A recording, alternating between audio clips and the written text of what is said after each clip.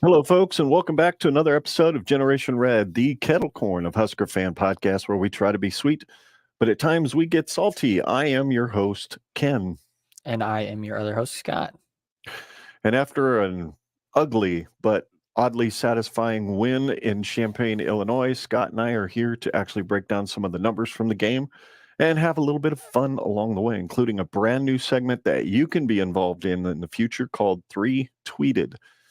Three tweets we'll pick from Twitter in the future for future shows, and we'll display them on the screen. And if you tag us in them, you have the best opportunity to get three tweeted on the show, if you will. And then, of course, we've got some little tidbits and all kinds of fun facts and some stats. And we'll take a look mid-season at where Nebraska stands nationally, as well as in the Big Ten in 5 specific categories on offense and defense. And believe me, as you have seen, the offense part will be, well, offensive, really, when you look at it. So, anyway, moving into the show, Scott, it was fun. We got to hang out with Honky. Anybody that was watched our live stream Friday night, you know that we got to hang out with Honky, and he was here in the studio and helped us just kind of quickly react to the game. That was a lot of fun. It was really cool hanging out with him. It was cool seeing just how everybody reacts to games differently. And Honky is exactly how I would imagine him during a game, where he's very analytical. He's very X's and O's. He's watching things happen. Like he's trying to see things before they happen because he wants to understand why things went wrong. And it's almost like a game to him where he's like, if I can see this before it even happens, it's like he feels good about it. Like, it's like, okay, I'm tracking on this now. I've got things figured out, which, I mean, he knows way more about the X's and O's than I do. Like, he was pointing things out during the game that was just so fascinating to me. And it was just an absolute pleasure having him over. We were able to break bread together, and just have good conversation and then do our rapid reaction shortly after the game. So it was just an all around good time. Honky, thank you so much for spending time with us and having a late night on a Friday night with the McCone family. Yeah, it was an absolute blast. And you know what? With watching him just be able to photographically remember all the stuff that was important in the game and just be able to so cleanly and succinctly communicate it after being as animated and emotional and back and forth between the analytical and the emotional while watching the game. Watching him work and be able to communicate like he does just always amazes me. Honky's an outstanding podcaster, outstanding host. So if you don't follow the Go Big Redcast, you should. There's nobody better in the Husker Fan Podcast game, in my opinion. And he gave us some great compliments in a text message the next day, Scott.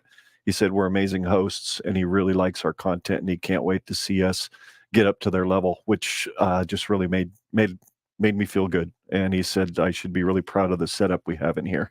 So I told him your mom was the real hero, though, because I took her storage room away to have this studio. So real MVP. Real MVP is Mama for sure. And tonight, y'all can see the whole studio for the most part, except for what's right behind that webcam up there next to the TV that I'm looking at. So there you go. This is kind of for any of you who have watched our show and have not really seen what the entirety of the studio looks like. This is it. So genredpod@gmail.com. Send us an email. Let us know what you think of the studio. Also, don't be afraid to ask to actually, if you live in the Lincoln area or nearby and you want to commute and you don't mind showing up at a house of a guy you've only watched on YouTube, we'd love to have you as a guest. So just send us an email and request to be a guest, and we'll arrange a time to sit down and talk over video chat and get to know one another before we have you come over. So anyway, that's something we wanted to throw out there. Let's see. Next up, got a couple of slides I want to open up with before we actually break down the game itself. There's a couple of tidbits coming out of this game that I thought were interesting. Namely, this one first and foremost. Matt Rule has now won as many games in his first season as Nebraska's head coach as he won in his first seasons at Temple and Baylor combined. So he's already ahead of the curve, which he thought this was a year 2 level team. Remember when he mentioned that, I think at the either end of spring or beginning of fall, he said this was kind of a year 2 type team that he's used to seeing as far as effort level and things like that and talent. So that bodes well because he always goes to a bowl game in year 2. So any thoughts on that necessarily, or is that something that had crossed kind of your radar since the game Friday night? Not entirely. I'd seen it floating around. I think it's a little bit smoke and mirrors. I think it's not, I don't think it really holds that much value or that much weight. When you just consider kind of, I think from a cultural standpoint, Nebraska is as bad as it could get when you compare it to Temple and Baylor. I think a cultural standpoint, Nebraska is arguably, as bad of a cultural rebuild as you could want. But when it comes from like a talent standpoint, I think Rule ultimately inherited guys who were more capable of winning with a schedule that just so happens to be more fortunate in our favor.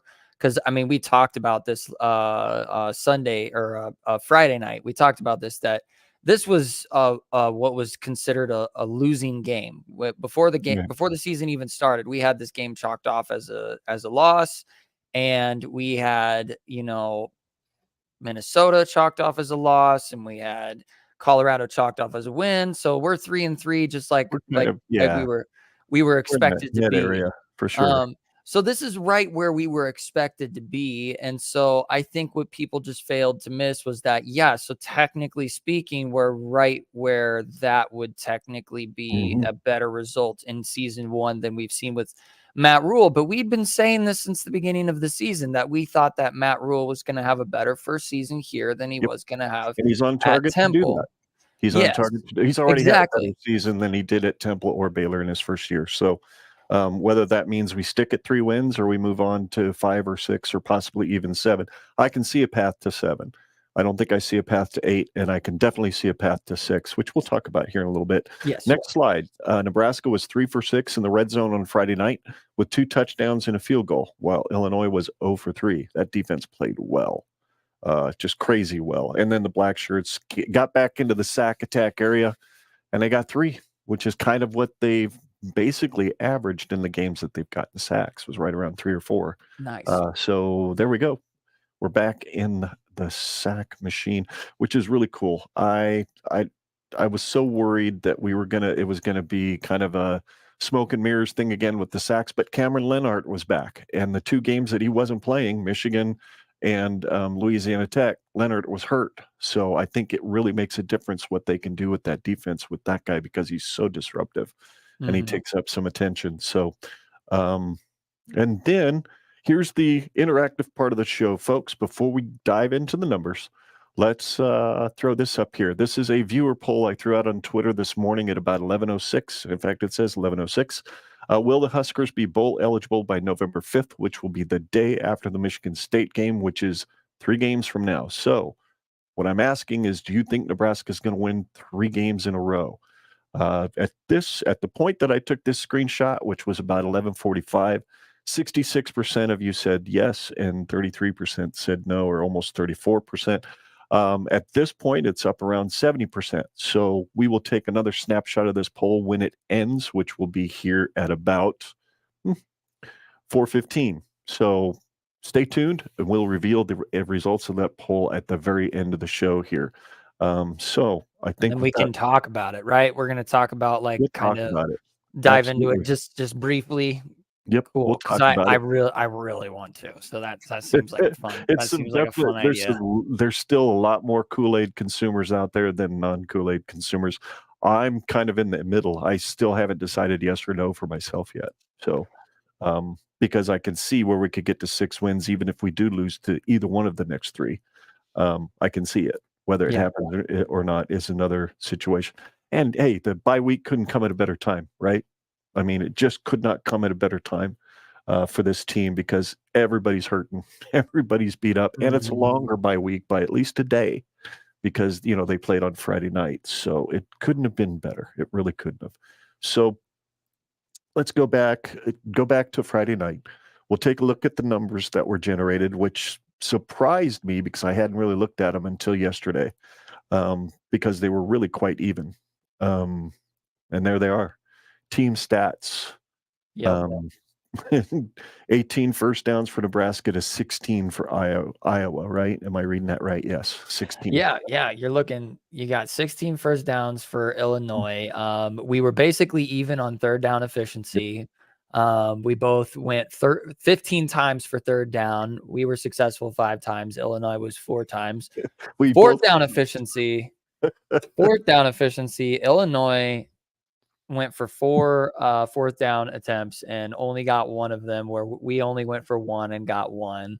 Yardage was even at just above 300 total yards. I mean, you can basically look at this and it's kind of what I expected it to be. Illinois did not rely hardly at all in their run game with Chase Brown no longer being in the backfield. They only had 21 total rushing yards.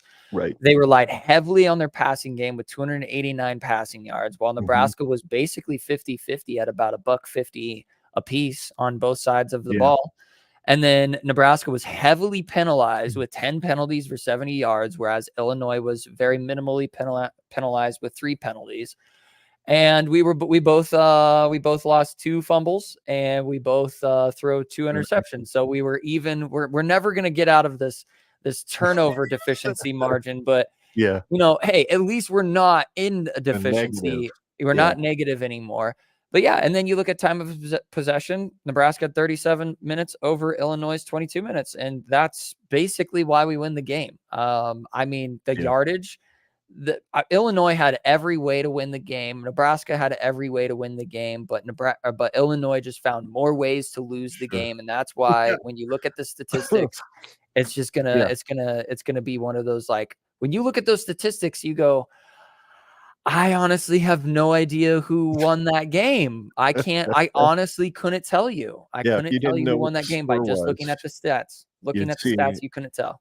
Yeah, you'd see the dang, I dang near died on air a moment ago. Thank goodness the mute button was right here because the ginger ale decided to go down the wrong tube. So, but yeah, you look at these stats, and other than winning the time of possession, which just looking at that alone, in my mind, if I look just at time of possession, I'd go, yeah, those guys probably won by 2 scores because, the yardage was basically the same and all that stuff. The time of possession is the main thing. That's the only part that stands out that you go, okay, well, that's probably the reason why Nebraska wins. And the 2 scores we won by, we scored all within 10 seconds of each other.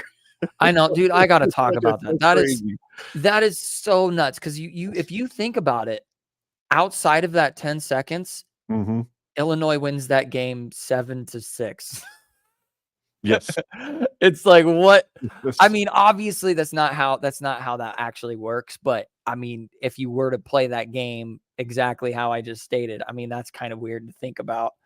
But yeah, dude, it was just an ugly game. I know we've talked about that already, but it was just an ugly game. And I am curious. I'm curious to see how they can let this bye week ahead of them kind of rest and relax and recuperate. Because my goodness, the amount of injuries and the amount of beat down that their bodies are taking is just absurd.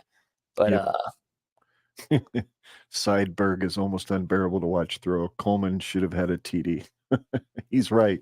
He is right. That ball where it needed to be. But to be a little bit fair to Harburg, or as I've heard a lot of people say, Harbaugh lately, not just Honky, but others, annoying. He was dealing with some crazy wind, as was Albano. There was some swirling wind in the stadium, so maybe that wind grabbed that ball and threw it further toward the sidelines than what he was intending. But I agree. Watching his throwing motion is a little difficult. It's almost as hard to watch his throwing motion as it was watching Scott Frost throw the ball back in the day when he was quarterback here, which was like watching him shot put a football. It wasn't pretty. So yeah, 50% completion rates are not going to get things done. No. But anyway, let's take a look at the individual stats now, which are interesting in that we kind of saw it earlier that they threw for 289 while Harburg threw for 154. But Altmaier had to. They were down 2 scores most of the game from midway through the second quarter on. They were down 2 scores. So I don't think they had much of a choice. They weren't running the ball. That's for dang sure. So, but Harburg did carry for 82. They only had their top rusher had 15 yards. I mean, my God, that Blackshirt defense is what's going to get us to a bowl. That's why I'm confident we're going to get to 6 wins because that defense is just that good.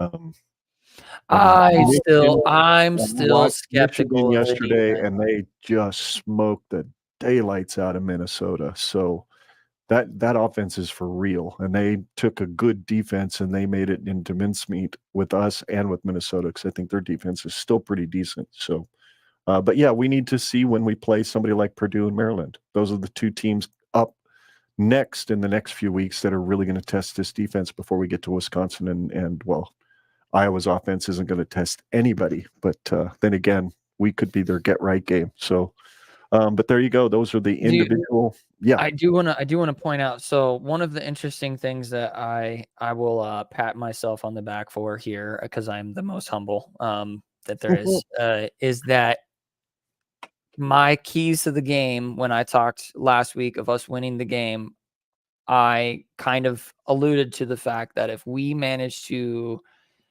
limit Isaiah Williams' prominence in the offense, then we were going to have a higher chance at winning this game and shutting down their offense's proficiency. And that's exactly what we did. Isaiah Williams was, I don't know what his targets were. I wish ESPN would show targets. I know that there's a website that actually shows how many targets they are, but I'm not going to go find it right now. But Isaiah Williams takes the bulk of the receptions at 8, doubling the second highest reception count, which was 4. But he was only held to 57 yards with a long of 21. So basically, we had him on lockdown. Our cornerbacks were keeping him on lockdown. So even when he was able to find a tight window to get something to Williams, he wasn't able to get much further than where he grabbed the ball. So I would also be curious to see yards after reception. But yeah, no, that's basically kind of the 2 determining factors is that we kept their most threatening offensive weapon in Isaiah Williams, and we kept him on lockdown, and we made sure that we didn't make as many mistakes as they did. I mean, those are the 3 things. Yeah, you hold them to 0-3 in the red zone. That certainly helps. They made a big play to get that 1 score, and other than that, there really wasn't much that their offense could do. So, there we go. There's our our top 5 guys on defense. This will blow you away when you see the top 2 guys for Illinois' defense as far as tackles are concerned. But that's what Nebraska did. Isaac Gifford, 8 tackles, 4 solo. John Bullock had 6 total tackles, 4 solo. Both those guys had some tackles for loss. Nick Henrik had a tackle for loss, along with 5 tackles, 2 solo. Quentin Newsom coming up and hitting from the DB spot, from that cornerback spot, 5 total tackles, 3 solo, and 6 for Phelan Sanford, who's playing for Deshaun Singleton. Made a huge play in the first quarter to stop what looked like a sure touchdown pass on Illinois' first drive, and then Nebraska makes goal line stand and gets the ball back, leaving them with no points. Phelan Sanford was big all night, and that's some serious shoes to fill with Singleton out. So Illinois, there you go. Top 2 guys, take a look at that. We have had 0 double-digit tacklers on our defense this year, which is probably a good thing for the health of the players. But my God, well-rounded. Nicorio Harper had to hit he somebody. Was everywhere. Same was a Rosiak. Is it Rosiak? He's a defensive back. And then, yeah, Rosiak or something, maybe. Rosiak. 10 tackles, 5 solo. Had 2 pass defended. He's one of the guys that knocked away probably the guy that almost intercepted a couple of Harburg passes. So that was pretty cool. Man, I just can't I can't remember the last time I saw somebody get 17 tackles in a game, whether it was against us or not. So that's some pretty serious production. And he played a lot of snaps apparently. So, but we did snap the ball, 76 times, I think. So something like that.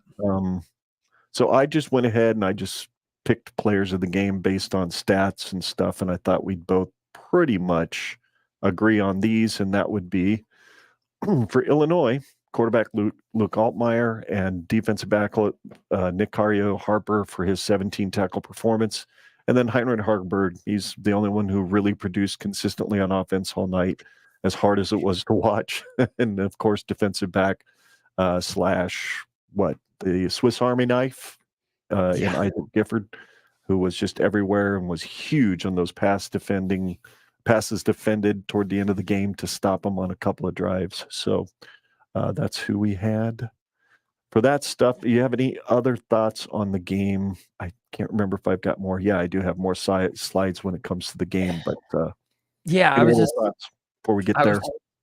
I was just gonna say, and yes, Moonbot, Nicario Harper is number 0, so he was the one that you were seeing with the number 0 running around, and then I think Rosiak was number 14 or something like that. I think so, 14. Number 28. Okay.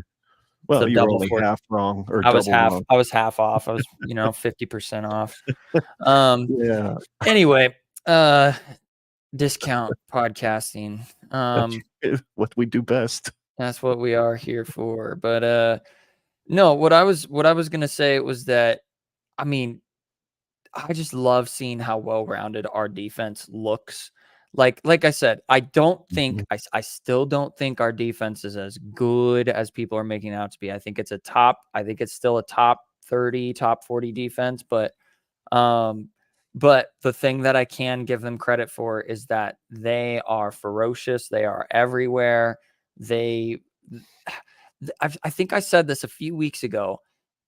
If they're going to make a mistake, they're going to make a mistake at 100 miles an hour. And that's exactly what we saw with Malcolm Hartzog with that complete biffed missed tackle. It's because he was going at 100 miles an hour. He committed he was thinking he was going to try and cut to the sideline, and he didn't. And so he just completely biffed it, but he biffed it at 100 miles an hour. And it's like, so if he would have calculated that correctly, it would have been a big hit, and we wouldn't have even questioned what he was doing. We wouldn't have even second guessed what he was doing with his speed or anything. We would have just been like, dang, Hartzog is a dog. He just coin flip. He chose right and it went left. Or I guess technically the runner went right. There were a few missed tackles, but when they got there, it always seemed like as soon as somebody had a hold of a guy that was kind of in a little bit of an open space, within half a second, there's 3 or 4 more hats with ends on them in the vicinity. So that was fun to watch. It seemed like they were back to swarming again on defense, and that's pretty awesome, especially with this Northwestern offense that scored a whopping 23 points on frickin' Howard yesterday. So I did just want to say, so I do agree. Every player of the game that you picked is exactly it, because when you look at our offense, I mean, you can't really, there isn't like a standout receiver, there isn't a standout running back. Our quarterback didn't look great, but I mean, he's the only reason why we got that touchdown. So it's like, I mean, what are you going to do? You got to pick him. And then, of course, you've got to pick Isaac Gifford. He looked like an absolute dog out there. And then Luke Altmaier, what did he do? He was a game manager. And you can look at his receivers and you look at the reception and targeting distribution. I'd seen the targets. I just can't remember what website it was. Their target distribution was completely even. So that means he was incredibly picky. He made sure that he was only throwing to guys that were open, obviously with exception. But I think that your players of the game were perfect. That's exactly who I would have picked. So worked out. Yeah, I figured you probably would have. Yeah, you were correct. I think it's if Harburg goes down, I mean, I don't see a path to a bowl game unless Sims is healthy and he's figured out how to hold on to the football a little better. Though Harburg wasn't exactly infallible, threw a bunch of bad passes the other night that should have been picked, but for some reason, that was the night that the football gods decided to bless us with the ball bouncing in general in our directions. So that comment there was really good. I think more teams will move to the 3-3-5 with Pac-12 teams coming in, and that we might be ahead of the curve. It's a very good point, valid point, especially with all the spread offenses and whatnot that this defense is generally built to help contain. I'll say this about the defense, and I think you're right. I think we're at a top 30, top 40 range, which I did kind of some averages, and I looked at where the 5 categories, if you added up all the numbers and stuff and you averaged it out, they're averaging in these 5 categories between the 5, they're averaging top 40. So you're dead on with that. And I think that's probably where we're going to stay, other than maybe games against Northwestern and games against MSU, who's still trying to figure out what the hell to do on offense, could bolster our defensive numbers. But I do agree with you that we still haven't really seen fully what this can do, because we're so good against the run, but we're totally bend don't break against the pass. Yep. That's the trend. That's the part that I'm talking about, is like, Yep. we are very bend don't break when it comes to the pass defense, and once we come up against a team that is actually got a rhythmic running game going, Mhm. I mean, Yeah. Michigan didn't have any issues running against us. And so I think when we play against better teams that are more proficient with their running game, I think we're going to see that discrepancy, show itself more. And then same Mhm. thing with teams that have more weapons on their wide receiving core and their quarterback, like, it's not that it's not that I'm saying we have like I said, it's not that I'm saying we have a bad defense. I'm just saying that, like, whoa, chill, like, Husker Nation. Like, we're not We're not 2009. we We're aren't. not 2000. We're not even 2011. We aren't. But Really, we're not my 2000. God, the only thing that I can compare 2009 to is just the fact that if we had a really, really good offense right now, or not even really Mhm. good, if we had an offense that was a top 40 offense, we would be a really good team right now. We would be fantastic, but we have an offense that's, I think, worse than 2009, which historically is one of the worst freaking offenses I remember watching. Oh yeah, we have an abysmal It's offense. abysmal. It's offensive, and there you go. There's the statistics. Other than rushing, we're crap, for lack of a Absolute better term. garbage. Yeah, it's if you averaged out the 5 defensive rankings for national, we'd be in the 90s. I think I figured out at like 92 overall between those 5 categories, or we would be, I think, 9th overall in the Big Ten, which just isn't going to get you too far. But generally, the top 10 teams in the Big Ten end up going to a bowl game. So we stay in that range, we've got a shot, right? By the numbers, by the Yeah. numbers, not by the football gods, but by the numbers. Yes. So for those of you listening, total offense, we're generating 342 yards a game, which is 104th in the country and 9th in the conference. We're at 1,203 total rushing yards for this season so far, which is 13th in the country and first in the conference. Passing a whopping 851 yards over 6 games, which is 123rd in the country and 12th in the conference. 19 points a game is what we're scoring, which is 122nd in the country and 14th in the conference. And then finally, sacks allowed. We've allowed 14, which is 89th in the country and 11th in the conference. Offensive line's got to improve. These numbers go up dramatically that we're looking at right there on that screen, Scott, if this offensive line just gets 15% better by the end of the season.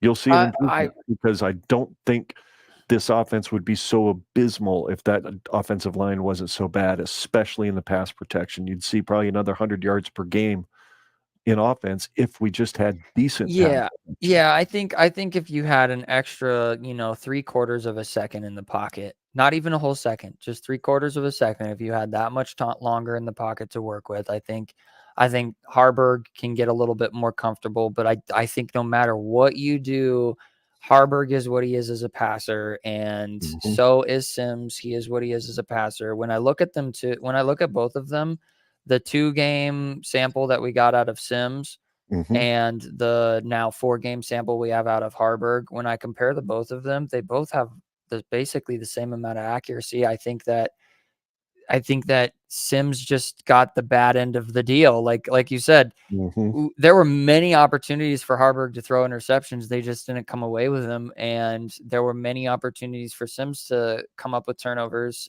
and they just so happened to go the wrong way that time. So I think that our offense can improve slightly with a better offensive line, but ultimately our quarterbacks are what they are with their arms, and we're just going to have to do with what we got. Wouldn't you and this is just a rhetorical question. Not that I'm questioning your analysis, because I think it's pretty spot on. I think quarterback does matter, but wouldn't you?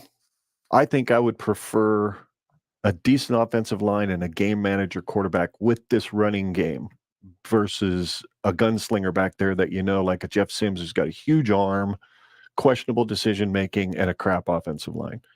Give me a game manager and a decent offensive line all day long. You're going to win 8 games a year. You just are. Oh, for sure. I just don't think now at this point and 4 games, I think I can safely say that Harburg has produced game manager type games, but I don't think he is a game manager, because we get one of those games here in the future where, and it's one of those Sims types games where he goes 3 for 3 with his interceptions. Right. And the pitchforks are up, and they're going to say, bench the guy, get him out of there. He's not game managing. He's throwing this game away, blah, blah, blah, blah, blah, which I agree with. It's like, if he starts getting the interception yips, it's like, I put Sims back in there. He's learned his lesson. He's been in timeout long enough. It's like, I get it. We don't, but it's like, there's a reason why he was a starter from the start of the season. So it's like, if I know this is kind of, we've gone off on a little sidebar here, but when it comes to the quarterback, as soon as Harburg has one of those games where he's throwing interceptions and picks left and right, because I think it's going to happen. I think that's when Sims goes back out there, and then we see what we've got from him after he's had time to think about his mistakes. Should have thrown at least 2 other picks the other night. Should have. Oh yeah, but they just up and dropped them. And it was the same. It was the same thing with Louisiana Tech. I remember there was a few more there too. Yep. There was a couple there that should have been picked. So, let's move on to the defense. Yeah, let's move on to the defense. And this, I think, highlights exactly what you're talking about. These numbers are all good except for the passing yards per game. They're absolutely a bend don't break passing defense, but they're only giving up 21 points a game, which isn't bad considering. But we're only averaging 19 points a game. Yeah, so it's like, how the hell are we 3 and 3? It's because it's just because of Michigan. The 45-7 blowout. Yeah, it would be this 21. So yeah, 323 yards a game is what this defense is giving up. 27th nationally, 5th in the conference, 455 total yards rushing, 9th nationally, 2nd in the conference. It's still excellent in spite of that Michigan game. Passing 1,483 total yards. So they've given up over 600 more yards passing than we have passed for, which ranks them 103rd as a defense against the pass, but 14th in the conference. So we're dead last in the conference in how many yards we're giving up, but we're 8th in the conference in the points per game. So once they get to the red zone, ain't happening, boys. You're kicking a field goal or we're getting the ball back. So, and then 17 total sacks, which is 20th in the country and 3rd in the conference. I will argue if Leonard wasn't hurt, I don't think that helps us much against Michigan, but I think it really would have made a difference in the rest of that Louisiana Tech game if he didn't get hurt then. And we could have probably got a couple that day. And maybe we're up in the top 2, which 19 sacks puts us in the top 2 or 3, according to college football stat or CFBstats.com. So that's your defensive rankings. That is what we've got there for mid-season rankings and this would place us right at 42. I think if I added those numbers correctly, we'd be 42nd as a defense in the country, and then we'd kind of be in that 7th or 8th range, 6th range, I think, when I added them up in the conference, which middle of the conference on defense, I'll take it compared to the way that defense has been playing in conference the last few years. So nope. I think that sounds about, I think that the numbers look about right. And I think Moonbot puts exactly what I was going to say. So I'll give him some credit on top of that, as he says, CU, Colorado is the passing skew and Michigan is the rushing. It's 100% true. Michigan is the points per game skew. Michigan is the rushing yards per game skew, and Colorado is the passing yards per game skew. Because didn't Colorado drop like 600 on us or something like that, or was it 400? No, not passing. No, they dropped like 300 and some yards passing on us, maybe closer to 4, somewhere in there. I'd have to go back and look for sure, but Yeah, they didn't drop 600 total yards. Oh no, no, they Yeah, were it was airing it out 400. so badly in the It was first half. 400. So it was just, yeah. It was So 400. anyway, yes, Moonbot, you are absolutely correct. You win the prize, a crisp high five from me. There you go. Um, for lack of a better award. Anyway, I think we're pretty much done breaking down the game from Friday. We're not going to Yep. turn the page today to Northwestern yet. We're going to actually postpone that till next Sunday, folks. Today, we're going to do the 3-tweet segment, which we'll do that next week as well. And then we will shut things down in a little bit with the results of the poll. So let's get to these tweets here. First of all, got to get the banner switched there. There we go. First one we've got from Huskers, which made me laugh. I laughed out loud when I saw this one because it's absolutely true. Illinois, here's a blocked punt. We want you to win. Nebraska, nah, we'll miss the field goal. Illinois, okay, well, here's an interception. You can return it to the 10. Nebraska, well, we'll fumble it back. Here you go. That is so the way this game went. It made me laugh so hard when I saw this. It's funny. It's funny. Huskers is such a great follow. They can sound They're like so they're funny. about ready to melt down and drive their car into a brick wall. And then the next moment they'll be like guzzling Kool-Aid like that guy you've seen in the TikTok video. So Yeah. they're a great follow. They're like bipolar Kool-Aid to doomsday. They have the beautiful. spectrum on lockdown. They are the far ends of both ends. Yes, they are. It's so funny. I love it. It's crazy. It's so funny. So the next one is from Amy Devon. I thought this was poignant. We scraped and clawed and fell apart at times, but we still won. We could all feel that place in the fourth quarter where we usually start to lose, but we didn't. Maybe learning to win applies to the fan base too, which, yeah, there's a lot of vitriol out there that, well, yeah, we won, but it wasn't the right kind of win. I'm like, well, a win's a freaking win. Win is the right kind of win. Those are the games that we lose. Yeah, exactly. Those are the games that we lose and we won. And you can even go back to Louisiana Tech, and that was a game that it started to look kind of dicey there for a little bit. And it's like, what did we do? We won. It's like, okay, well, did you want us to lose just because we looked bad? Because we didn't deserve to win because it looked bad? It's like, yeah, I mean, take the dub, man. Like, yeah, it looked bad. Objectively, it was a terrible looking game, but objectively, it was a win. So, like, what do you want, man? Like, I had us at 3-3 at this point in the season. We are now 3-3. It just looks different than what I thought it was, and that's exactly how college football plays out year in, year out. Yeah. I can't remember if I revised my Kool-Aid pick. I think I might have on my Kool-Aid pick had us 5-1 at this point, and my realistic pick was 4-2. Do what we should have done at the end of the Minnesota game, and we're 4-2, and I would have been right. So, but I wasn't. Anyway, next up, this is the third tweet.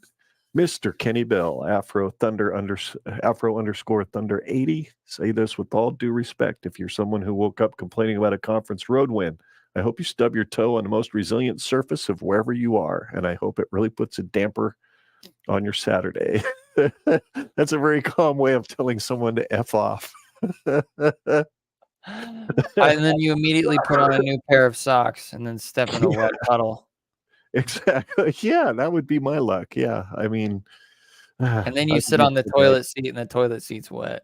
You know, I think he's right. And I lied, folks. There's actually 4 tweets today because I had to include one of my own. I actually, of course you did, retweeted his and said, bringing the Afro Thunder 80s, bringing the boom today. I'm not complaining about a road win in conference today, but I did gripe a little bit during the game last night. So my right big toe is starting to get an ingrown toenail. So thanks, Kenny. Appreciate him wishing that upon me. So that's it. Retweeted or 3-tweeted or whatever we're going to call this. That's the segment, folks.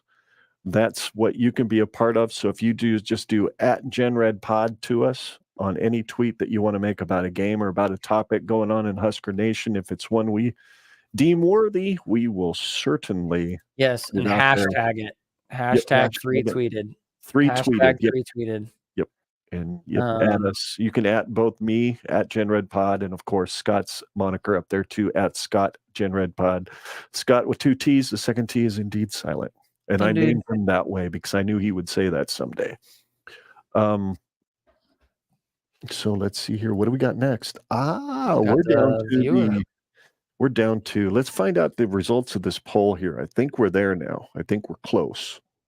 We might be there. We might be close. This is fantastic podcasting while I'm sitting here scrolling on my phone to see where the poll is. We've got 1 minute left. Doggone it. So we've got to waste more time. In fact, we won't need to because I can go over what is coming up next week. I've got a slide for that. If I can find there it is. Next week is our live stream for Northwestern Preview, Sunday, October 15th, 2023, 3:30 p.m. Central right here on YouTube or our Facebook page or on Twitter. But remember, Twitter, unless you pay for it, will not let you comment on a live stream you're watching on their platform. So do it on our Facebook page or YouTube channel. It's much better. Much better. I think. I watch some things on Twitter, but it sucks when I can't comment. So yeah. Everybody needs to hear what I have to say, right? Any other thoughts about any of those tweets at all, Scott, while I'm still trying to figure out where this poll's at? The poll is ending, so. No, I have zero thoughts, just empty space. Okay. It's my nothing. I'm in my nothing box, if you know what I'm saying. Oh, I completely understand that. I just accidentally fell in there for a second. Oops. I live there a lot, so when I don't have slides in front of me, I can't fill time very well, and I appreciate everybody who's still watching in spite of that and listening. I never did mention our follow info. You can follow us at any of the major platforms, Apple Podcasts, Google, Spotify, all of them. Do us a favor. If you have not got our recent content on Apple Podcasts, unsubscribe and resubscribe by doing a search for the show again. And you will see album art that has our lovely faces on it. So that way you know you're subscribing to the new feed.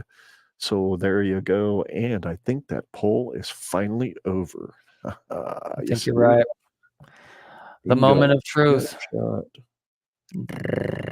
Snapshot it. Yeah, I think we know what the results are. The Kool-Aid floweth. That's what I will say. Save the photos. Then I get to go to photos and put that up on Google Drive. There we go. So yeah, it was 71% to 29%. I'm not even going to display the slide. So 71% of Nebraskans people who voted on the poll, which were, how many were there? 119 votes. So, and then 29% said, no, we're not going to be bowl eligible by the end of the Michigan State game. I'm going to be in the 29%. I don't think we get bowl eligible by that day. I have a feeling we stub our toe. God dog it. I know it's going to be a game I'm at. So I think we stub our toe against Purdue. And probably win at Michigan State because I think they're a dumpster fire. And then it's between Maryland, Wisconsin, and Iowa to get bowl eligible. One of the guys that follows us, Greg, he comments on a lot of stuff I post, commented and said he thinks we're going to be 5-6 going into Iowa. And I'm like, please, God, no. Let the football gods have us be bowl eligible by Iowa so we don't have another kicker blowing kisses at our bench after he kicks a game-winning field goal to keep us out of a bowl game a la 2019. Yeah, no kidding. So, 71% of you people, you people are nuts. How can you believe so deeply that we're going to be bowl eligible by Michigan State? I don't get it. I'd love it if it were true, because then that means the last 3 games, balls to the wall, play with your hair on fire. Who cares what happens, really? We're going to a bowl game. So turn them loose, coaches. And I think they will. They get bowl eligible by Michigan State. They're going to turn some stuff loose, I think, and see what happens. Why not? It's a developmental program, right? Once you get to a bowl game, you've got a whole extra month of development. Why not develop in season 2? Throw them young pups out there and turn them loose. See what happens. Okay. That's why I'm hoping we're bowl eligible by then, because I'd love to see what this youthful side of this team can do in those last 3 games.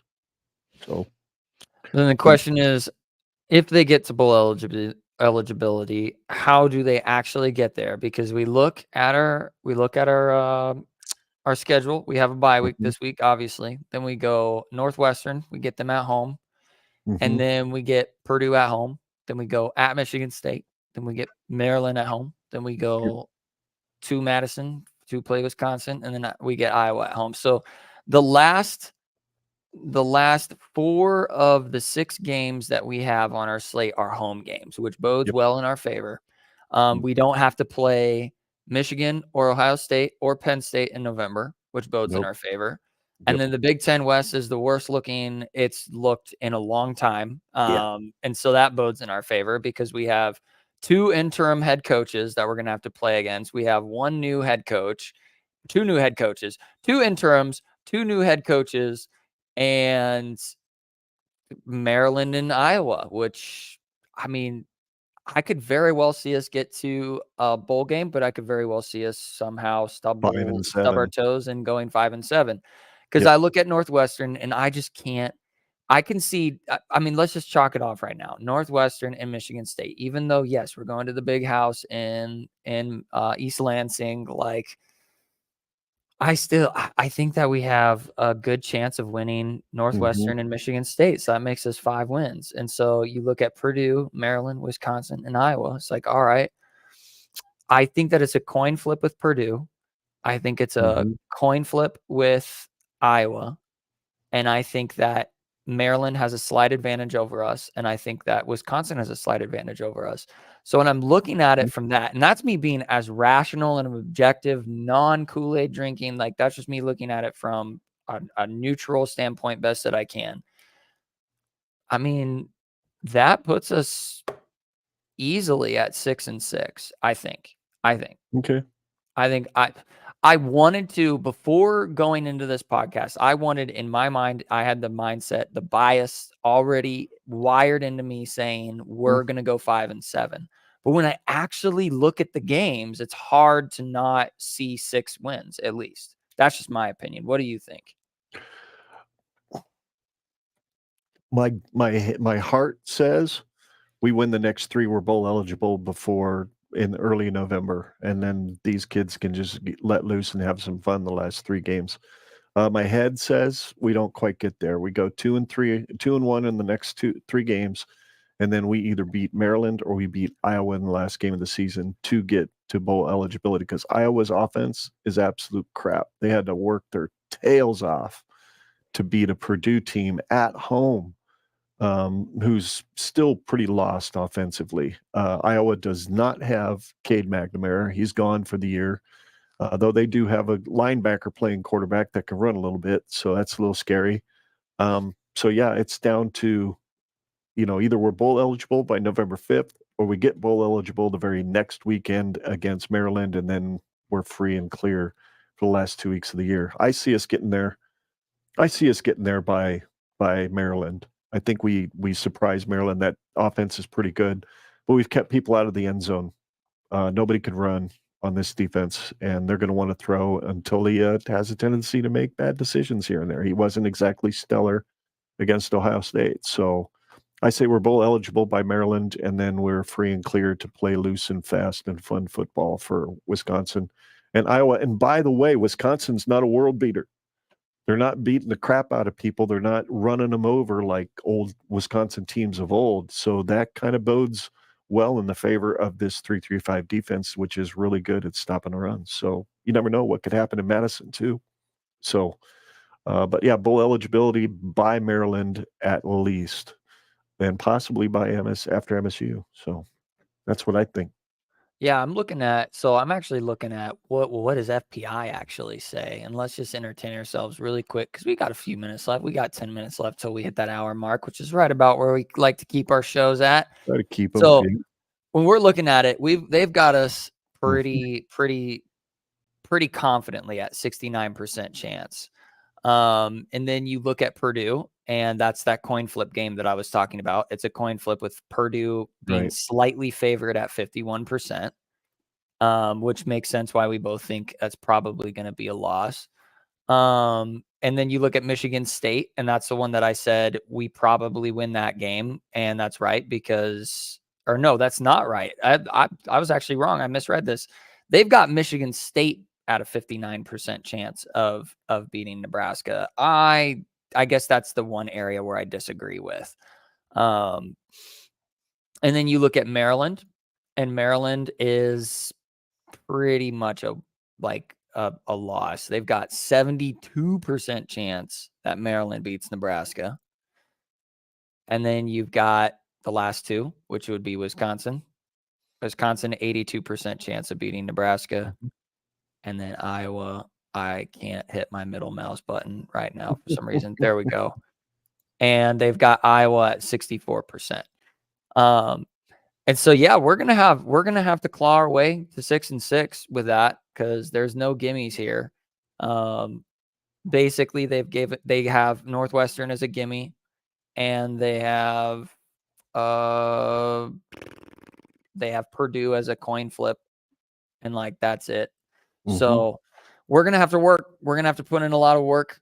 There you go. Yeah, there you go. You got it. You got it poll. squared away. There's the poll. Yeah. 71% of Husker fans think that we are bowl eligible by November 5th, which is after Michigan State. So people really honestly think that we're going to get 4 wins in a row.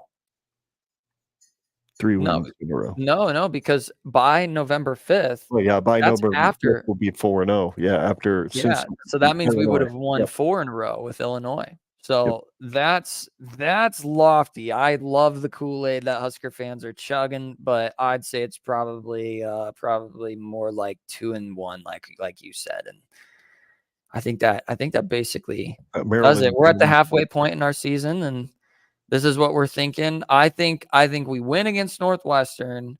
I think we lose against Purdue. I think we win against Michigan State. I think we lose against Maryland. We lose against Wisconsin, and then we win against Iowa. So I'm with Greg. I think we are 5-6 going into Iowa.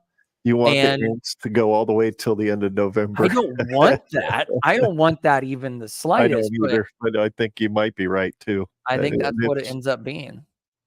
It's absolutely possible. Because, I mean, dude, look at it. Our bend and break defense, pass defense, I think if Tulia has a good game, he's just going to tear us to pieces. We're going to be like Swiss cheese, man. He's going to find all of our holes, and not even in the fun way. Very true. Very true. Well,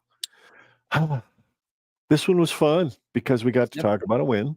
We didn't have to really squeeze it in too quickly so that we could get to a preview, which I kind of like. That's kind of nice. Thank you, bye week.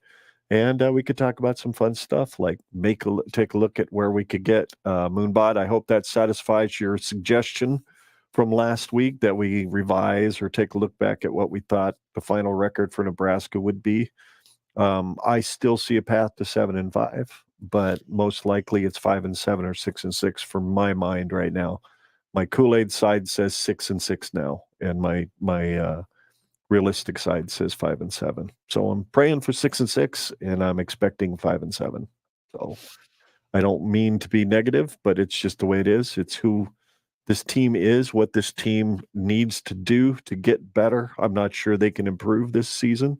Maybe something happens with the offensive line over the next 2 weeks where they get better, where a Prohaska and whatnot proves that he's the better left tackle than Corcoran. Don't know. So much is up in the air. Maybe Sims is healthy and you work him into a wildcat type of situation. But then you're thrusting yourself into a possibility of balls on turf a lot more often than they are with Heinrich. So, yep. But anyway, I think that pretty much wraps us up. So, yep.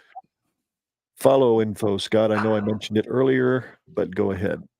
Yes, you can follow me on Twitter at ScottGenRedPod. That's Scott with 2 T's. The second T is and will always remain silent. Follow me there. May get active on there again here soon. So give me a follow. Yes, and you can follow the show at GenRedPod on all the places, YouTube, Facebook, Twitter. GenRedPod@gmail.com is our email address. GenRedPod.com is our website where you can go and click. We've got links to all of our social media, got links to all the most popular podcast apps to get the audio version of these live streams, which will be released the next day after we do a live stream. So look for it to hit your podcast app tomorrow morning. If it doesn't and you're on Apple Podcast, you're subscribed to the old feed, as I said before. So make sure you unsubscribe, do another search for Generation Red, resubscribe, and you should be getting the new info. Anyway, we really appreciate you all watching. We appreciate all of you who have downloaded this episode and have listened to it. We love all of you guys, and it's been an absolute blast to do this show for 91 episodes now. Not much longer. We're going to be celebrating 100, and we've got some fun stuff in store for that show. Anyway, he's Scott. I'm Ken. Together, we are Generation Red, and we are chronicling the Huskers' imminent return to greatness, one podcast at a time, because there is no place like Nebraska. And Iowa's corn sucks. Oh, shoot. I had a good one for this one. Dang it. What was it? Oh, well, Iowa's corn sucks like waiting in line to go to the bathroom. Sucks. That's what I at Memorial Stadium, South Stadium especially. Yeah. Yes. Oh, like the poop I found in the trough that one time. Iowa's corn sucks. That poop that I found in the trough. Trough poop. I like it. I like it. I like it. Yes, indeed, folks. Thanks again for listening, and thanks again for watching. And go Big Red. Go Big Red.